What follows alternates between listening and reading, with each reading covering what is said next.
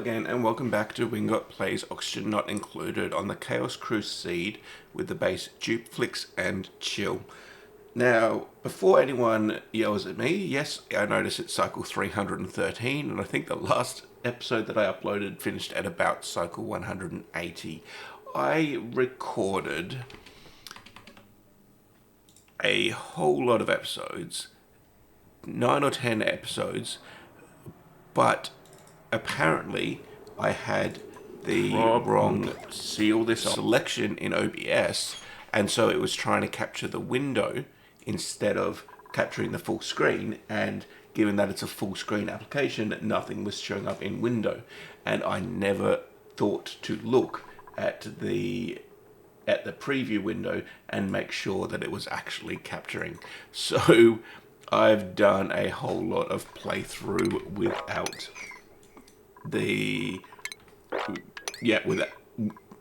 recording, but with audio only.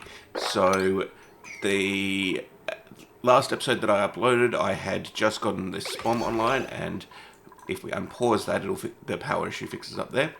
This area is mostly unchanged. I fiddled a little bit with the sort of water inputs and that sort of thing. Arguably the main base area here is also mostly unchanged, because I think I definitely had the evolution chamber, I had the electric grill and all of that automation and stuff in place. So sort of everything here on the screen here hasn't really changed. But what I did do was, one, I have pushed all the way up to space here, and I've even done a decent job of dismantling the gravitas building. I have captured this saltwater I've enclosed this saltwater geyser, but I haven't yet properly utilized it. On the way up here, you may have... I managed to actually get all of those fossils dug out, and that means that we've wound up with this here, an ancient specimen, which is a infinite fossil source. All you do is put in diamonds and duplicate labor, and you get fossils out. So if we get to the point that we ever run out of fossils and we need more in order to make lime, to make steel, then this ancient specimen is here as a possibility. I've been trying... Ooh, wait. Delete those. Up here we've got the Somnium synthesizer, which allows the duplicates to dream, but I've not yet interacted with that at all. And I've basically just done a fair bit of exploring and trying to reveal the map. Down here, we'll get to that in a moment, but the other thing I've done up here is I've automated Drecos. So down here, we've got a glossy Dreco breeding ranch, basically. So there's 3 Drecos in here. There's mealwood for them to eat, and there's water keeping them on this platform. They're happy because they're being groomed, they're not cramped, etc. They produce an egg every 9 cycles. Those eggs then get brought up here to this chute, dropped down there, and then they just sit in this hydrogen room up here. And in this... Ooh. How did you get incapacitated? Oh, you're probably fighting a poke shell.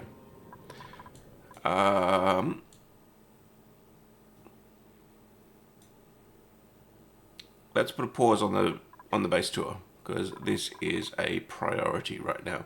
We need, in fact, so let's do this. Let's put a couple of triage cots in here, which can both be a priority.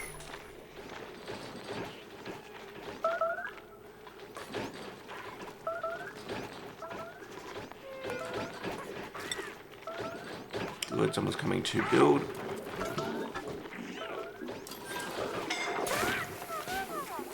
Now there's 2 incapacitated.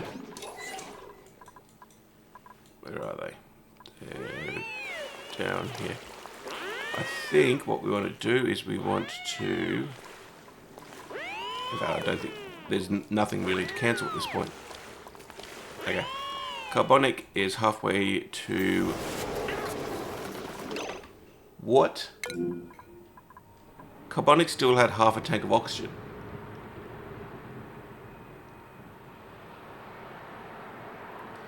Carbonic, what were you? You were one of my mechatronics engineers. Cisplatin over here, I think, is one of my ranches. Is anyone going to move Cisplatin up to here? Let's see, errands. Medical building outside hospital, fine. Heal.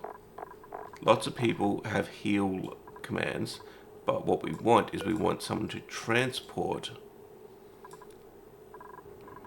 Cisplatin triage cot. Cisplatin assigned. Atorvastatin triage. So, Cisplatin here. Someone needs to go pick up Cisplatin before they die. Good. And it looks like we have our first duplicant death. Carbonic anhydrase, your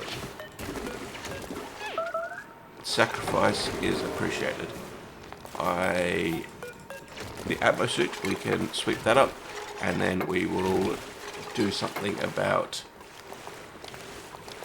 carbonic. Now, carbonic anhydrase was a mechatronics engineer. Is the only thing he had going on. I think we've got other mechatronics engineers as well. Oh, come on. She was so close.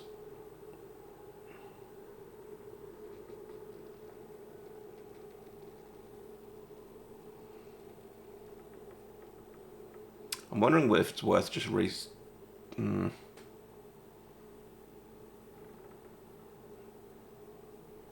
maybe we deal with it.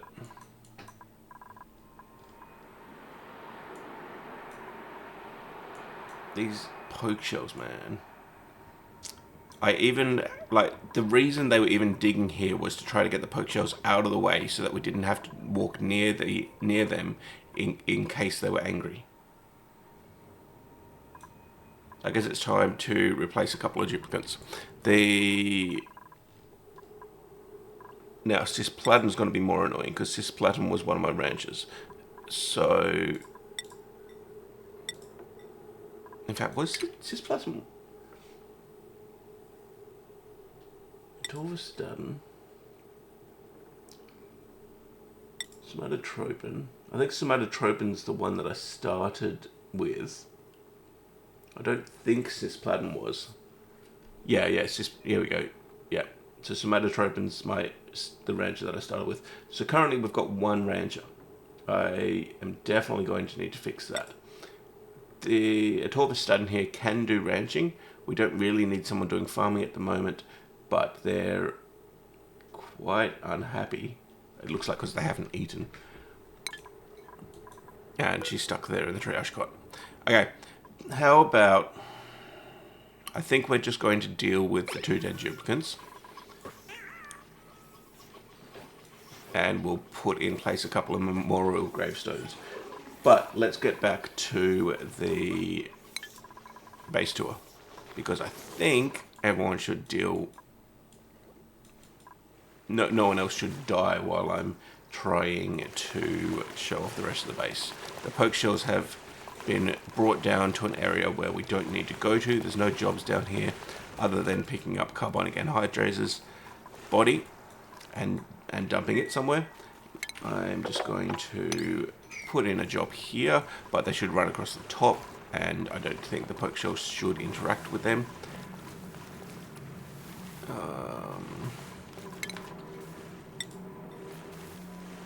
Possibly what I could do is put a couple of tiles in there so that they're not even jumping up to here and then won't be getting in range. Let's priority 9 those. Let's make sure this is all working, and then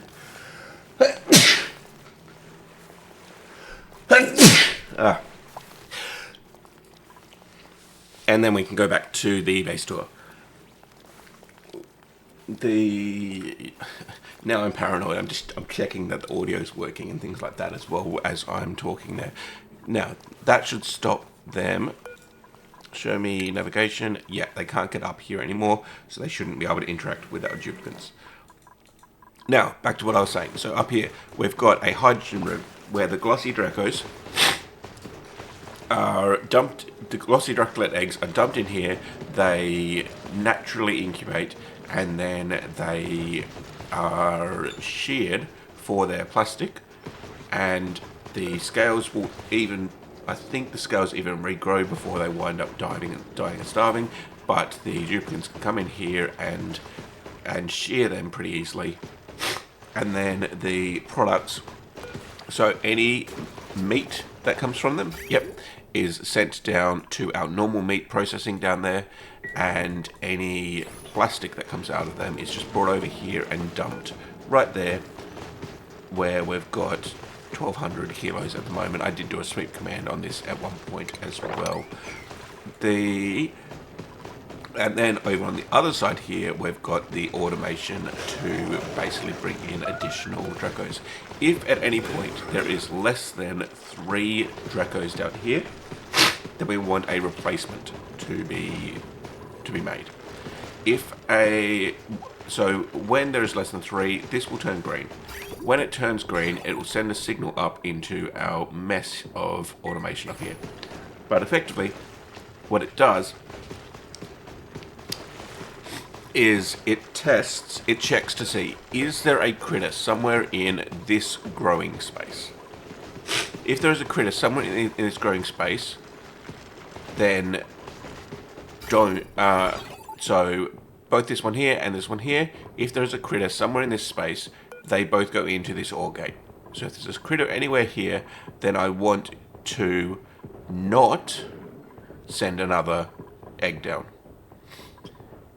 If there isn't a critter in this space, currently there's no critter in this space at all, so that side is outputting a green signal. So if this section down here ever winds up with less than 3 glossy Dracos, then that will also generate a green signal. When we've got a green signal from both of them, this AND gate will activate, and this AND gate will then send a green signal up to say open this door here so that you can put eggs into this conveyor loader and bring them down into the incubator. But then I've also got this filter gate here with a NOT gate. So if this signal, so this is sending a passive green signal. If this ever turns to yes, I want eggs, then this gives it 12 seconds to leave the door open before it closes the door and stops the auto sweeper from continually dumping eggs into the conveyor loader, because we only want 1 egg to come down if we possibly can. To that note, we do have right in here a conveyor meter which is set to 1 unit, and so this auto sweeper would pick up all 8 of those eggs at the moment, shove them in there, and then they would process through, but the conveyor meter would only let 1 through.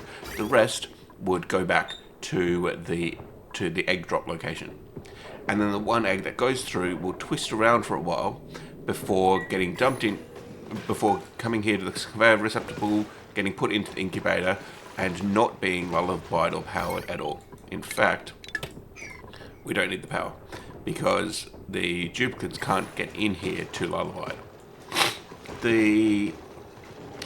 And once there is a critter in this space, at that point the conveyor meter can have its signal reset, which is why we've got this long trail here to make sure that only one comes in and it doesn't reset while there's still those eggs being brought in from the 8 or so that were copied across. And then we've just got the doors controlled as well. So if there's not a critter in this space, this door can be opened. As soon as there is a critter in this space, close that door and open this door, and so then the critter will make its way out, basically as soon as it gets to this door here, the door recloses, it gets dropped in. And the Dracos that are at the bottom here can't get up to there, so they won't make their way into that space either. So we've automated the breeding of glossy Dracos. I think probably we actually need to scale this up at some point, because it seems that there's only, I think the most I've ever seen in here is about 4 that were alive up here, but I'm going to leave this for, let's say, another 30-40 cycles and see sort of what it stabilizes at, but it may need substantially more. These guys up here are cramped, but that's fine. We don't need them planting. Oh, there we go, meat. We don't need them generating seeds or eggs, because that's what we've got the breeding ranch for. Meat, as I said, being brought down to our normal meat system.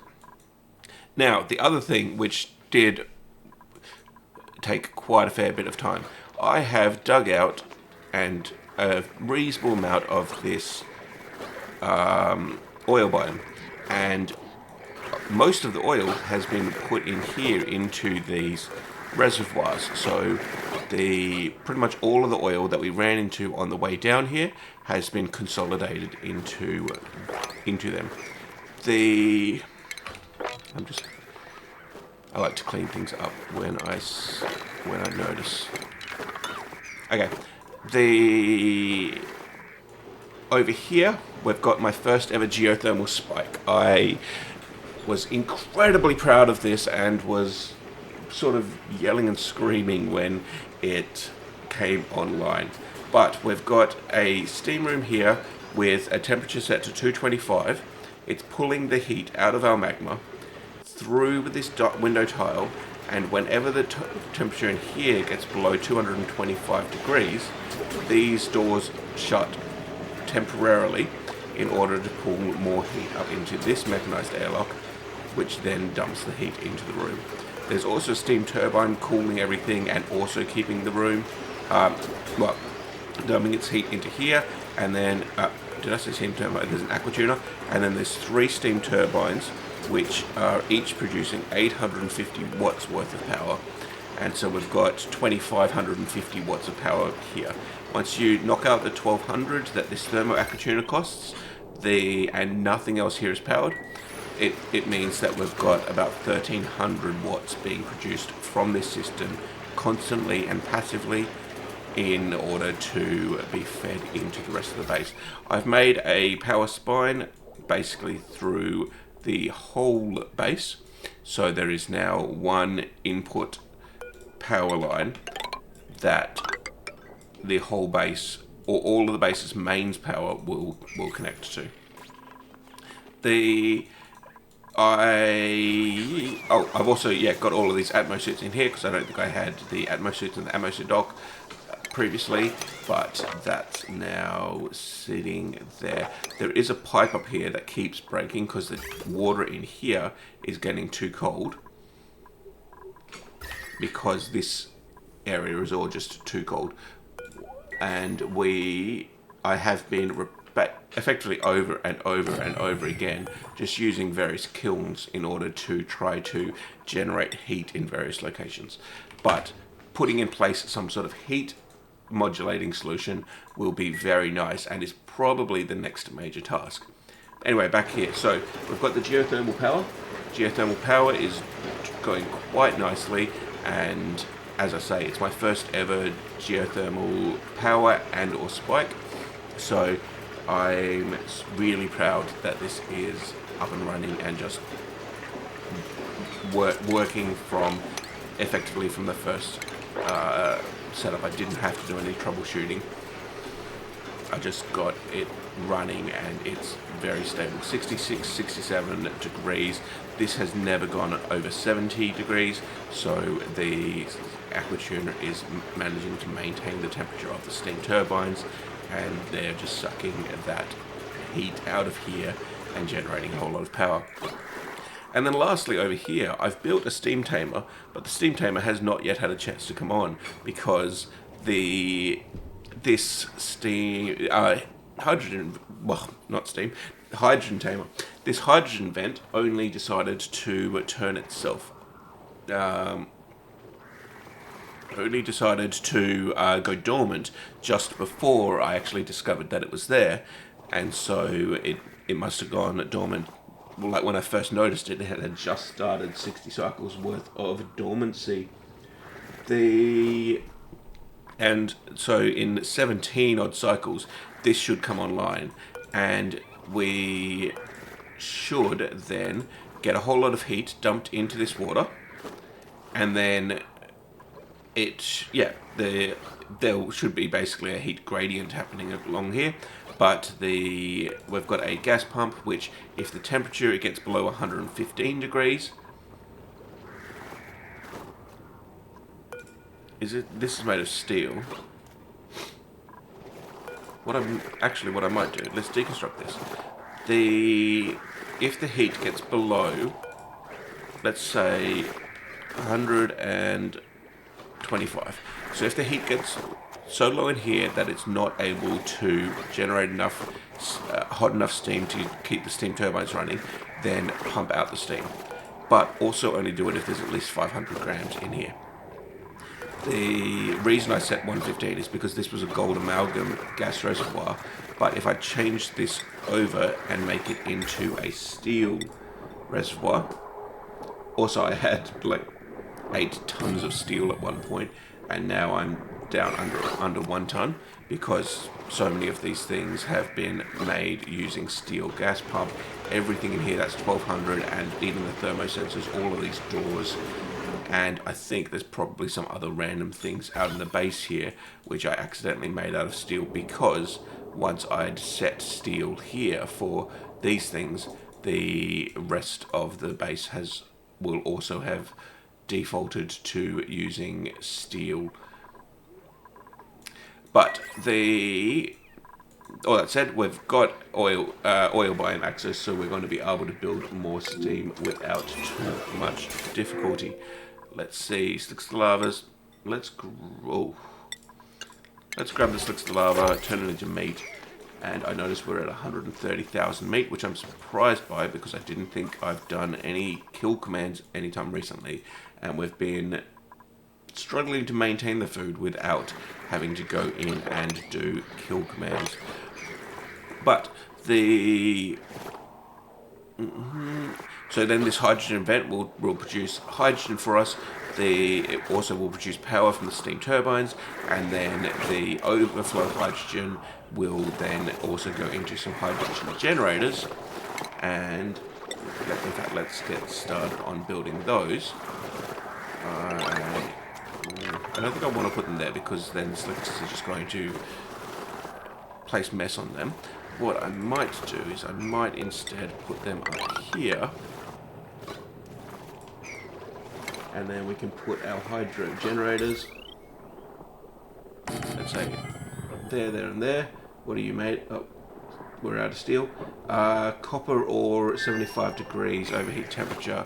Let's change that. Let's make them out of gold amalgam, which point 125. There we go. And then we just need to build a ladder, and I think we can probably just close this in so that we will be able to start using that oil reservoir again. Well, not again, so that we will be able to use that oil reservoir. And then the priority is to fill this tank. Once that tank is full, then we will bring up into here the hydrogen, and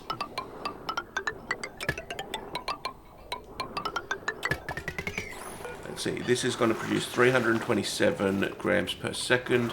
The hydrogen generators are going to use 100 grams per second, so this will produce a little bit spare, but it also only outputs about 100 grams. It's active for 100 cycles. Okay, fine. I think we do need to push this out to there.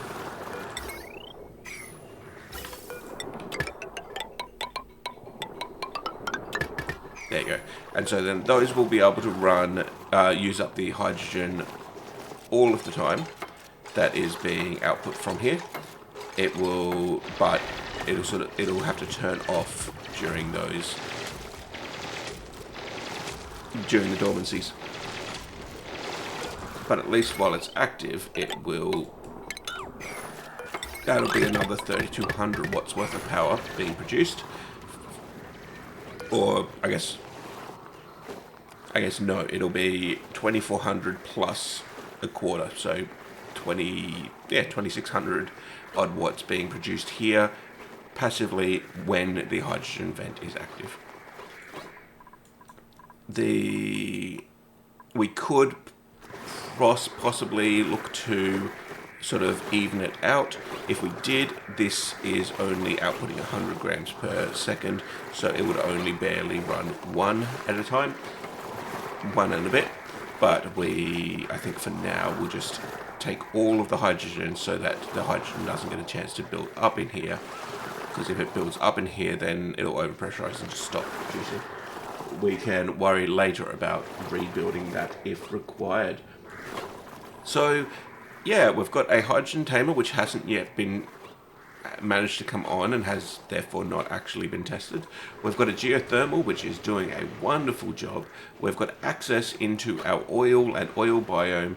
We've even got access down to the magma, and we have a few various geysers. We've started trying to dig out a little bit in regards to some biomes, but mostly it's just been a matter of trying to capture some of these geysers and get some decent power, decent oxygen, decent food up and running. And we still have temperature problems because we've always had temperature problems.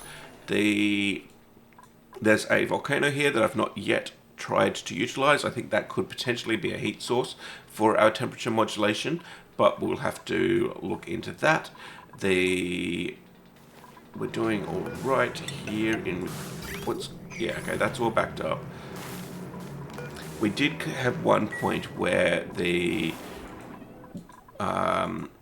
where we actually ran out of salt water while both of these were dormant, and in fact they are at risk. They're both going to be dormant at the same time when this one turns off.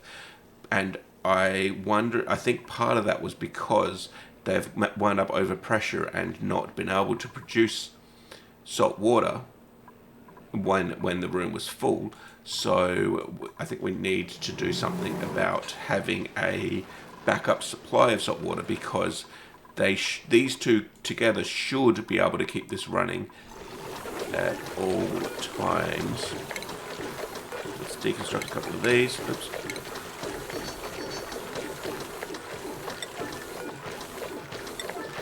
What's the temperature in this area?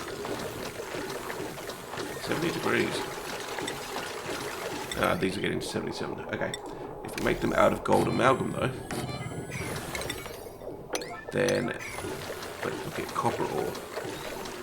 Temperature 70 degrees. Yeah, okay. This carbon dioxide is 20 degrees. I think the chlorine is just quite warm, maybe. Come on, I said make those as a priority. Hurry up.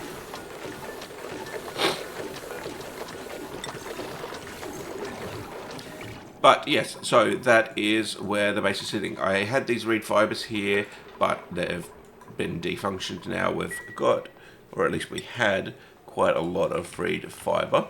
There you go, 68 units in total, which is plenty, and that's without even having our Drecos, because our Drecos managed to die off because we couldn't get plants that they were able to eat.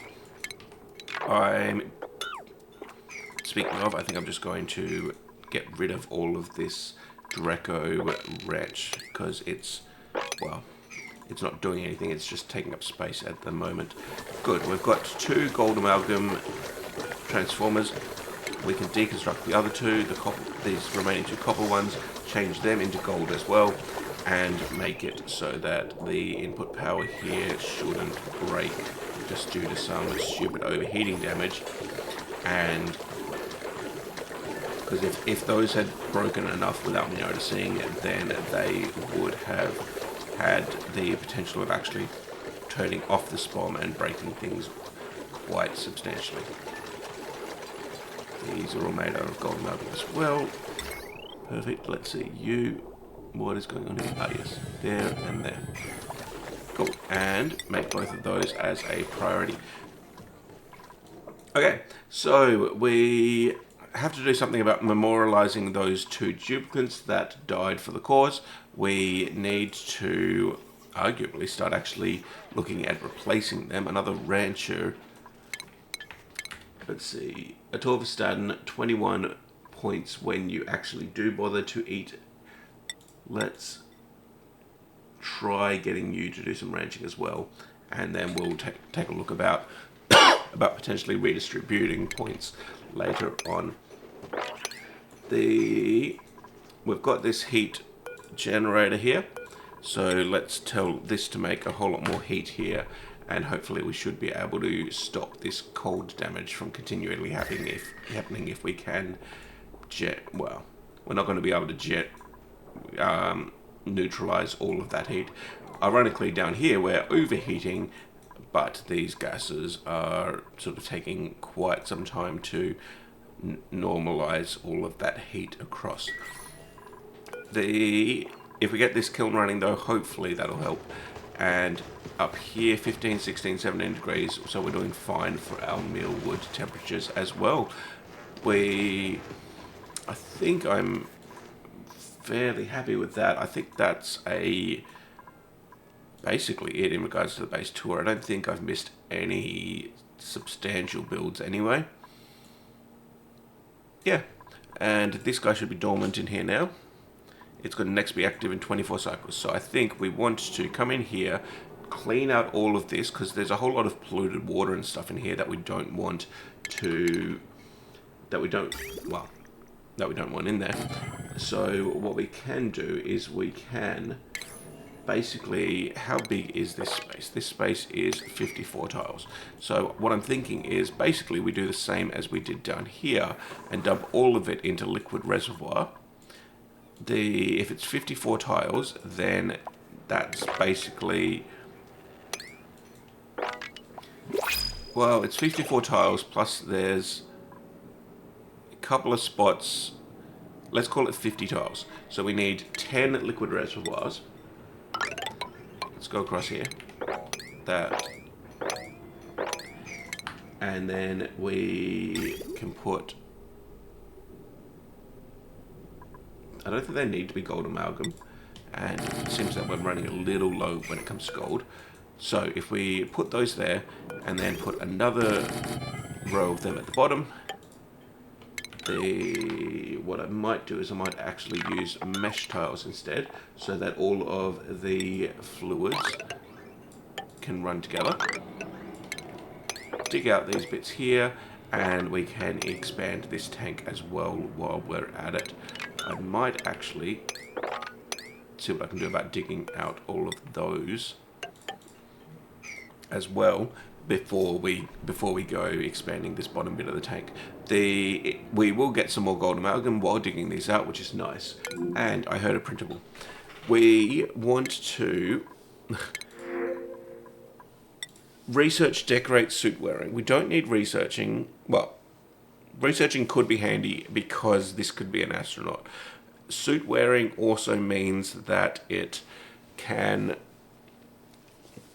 so suit wearing and researching together make a ideal astronaut, actually. Then decorating we don't really care about, but it's fine.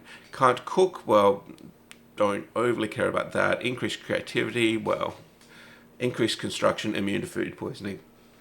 Now, what is a encapsulated formulation? I'm trying to think of a drug that is always encapsulated.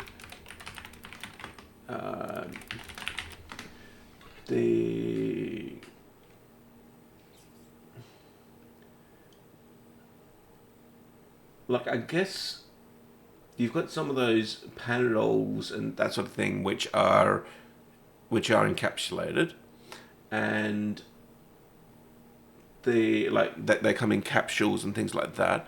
So what if you just become paracetamol?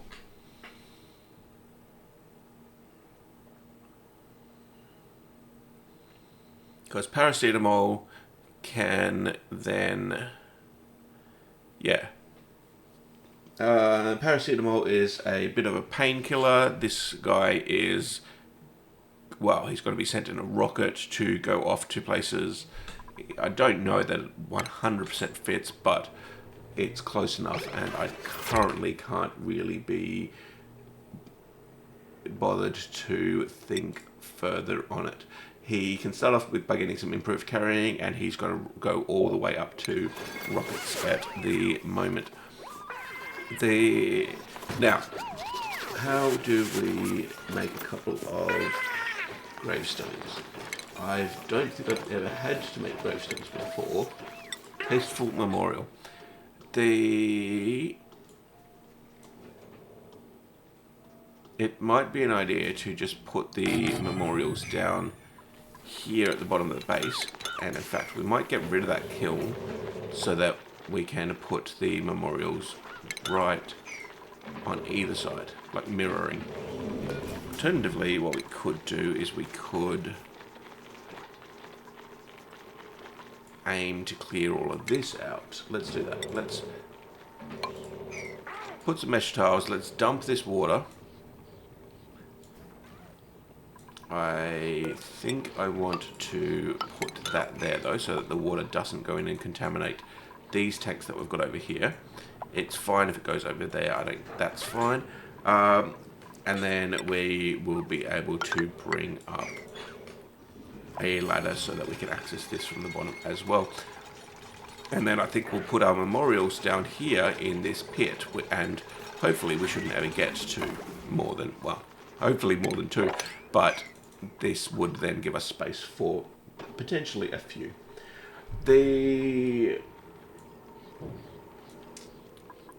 But anyway, all of that said,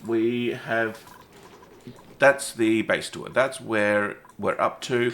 Apologies that I lost so many episodes. I should check and pay a bit of attention to the monitor, but I just didn't even think of looking at it, unfortunately.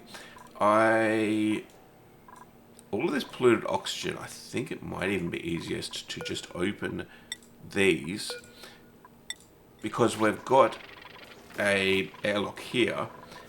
If we open these up, it'll dump this polluted oxygen without destroying the rest of the gases that are sitting there.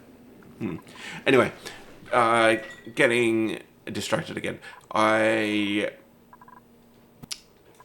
As I say, that's the base tour where I'm fairly, I'm not disappointed with how much we've done. I think I've got a lot of systems online. Well, we've solved quite a number of the issues that were plaguing us, both back when I was back with the recordings and sort of recurrently since then as well. And we've got power online, we've got oxygen, we've got water, although, well, we've got a massive water supply. I don't know that we've completely solved water input, but we've got a huge tank that looks like it's even trying to overflow, which it is about to do. What we might do is we might turn this off so it stops putting water in there. And we've got automated plastic, we've got power generation from multiple sources, and the self-powered oxygen maker. And yeah, oxygen and power for the time being and food are all sorted and all workable, and so it's just a matter. And there we go, 175,000. We seem to be net positive on food even without me doing any attack commands, because I don't think I've done any recently. I could be wrong about that, but I don't think I've done any recently. But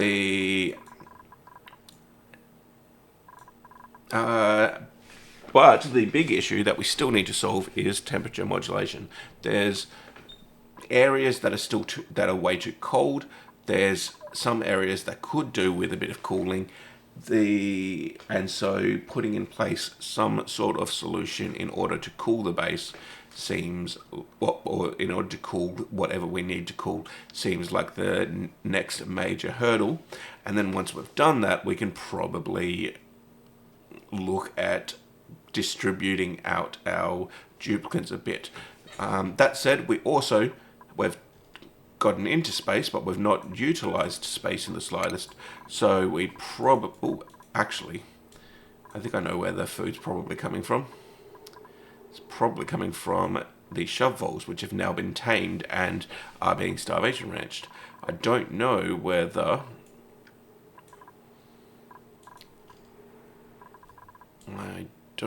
let's see, do we have shove vole eggs in here? There's 2 in there. Okay. I have been keeping an eye on this. I have not been keeping an eye on this, so I'm not 100% whether they will all properly replicate themselves. But anyway, back to what I was saying. Once we've got temperature modulation, then we can probably put in some of our final end game builds or permanent builds that aren't going to be temporary. Arguably, even this SPOM is only temporary at the moment. At some point, I will replace this with a even bigger, much more dedicated sort of build. But this one could be permanent. It provides enough for 32 duplicants. We could easily run long hair slicksters as well off of this setup. But I'm thinking of going, I'm trying to do quite a few firsts, along with also going for a bit of scale when it comes to this build. I think we could look at getting petroleum generators online. Petroleum generators. Yeah. We would want sour gas boiler at some point as well, but we would, I think, want to make a petroleum boiler before we look at getting the petroleum generators online. And I think going to space, getting some rockets, some telescopes, rockets is important as well. So I think from a progression point of view, we probably want to start utilizing space. And from a base stabilization point of view, I think we need to look at getting the temperatures sorted out. But those are issues we'll deal with in future, where you've now seen what the current state is, which I'm reasonably happy with. Thank you for watching. Stay happy and healthy, and I hope to see you in the next one.